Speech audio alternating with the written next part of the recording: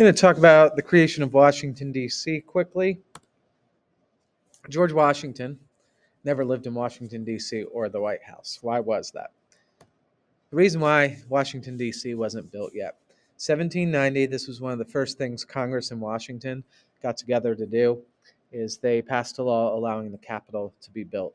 George Washington, he personally chose the location. I'll show you that in just a second.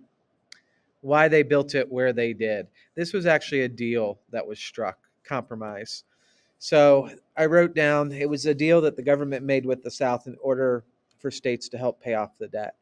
We didn't talk about this, but one thing the government did to try to pay off the debt from the war was they tried to get states to pitch in. And a lot of the southern states didn't want to pay any more of the debt.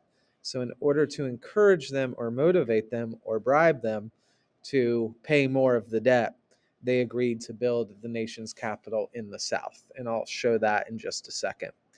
Why they wanted to build a nation's capital. Madison, and this goes back to the Constitution, Madison argued, and others argued, that the capital needed to be separate from the states. The fear was that if the nation's capital was inside of a state, that state could influence it more than others, and that would be unfair. So it was mentioned in the Constitution, but they never discussed where the capital should be. Prior to Washington, D.C., the capital had been in Philadelphia. So this is a map. Washington, D.C., it's a city. That's all it is. And on one side is Virginia.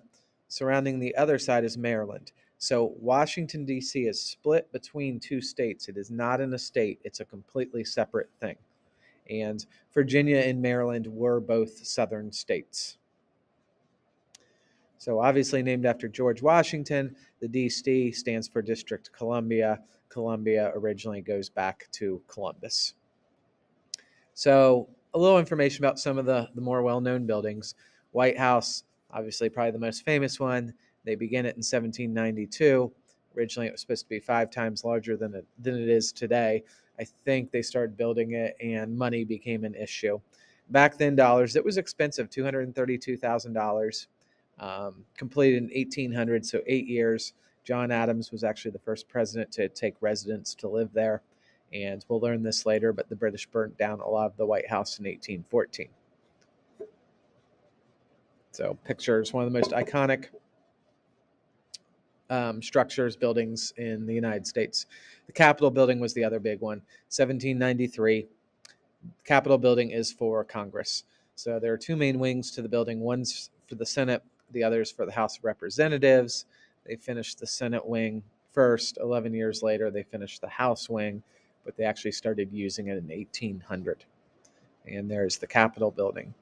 Some other notable buildings in Washington, D.C., the Washington Monument, lots of memorials, the Lincoln Memorial, and all of these are relatively close together. For instance, in this picture right here where my cursor is, this is taken from the steps of the Lincoln Memorial. So you look down, you see the Washington Monument.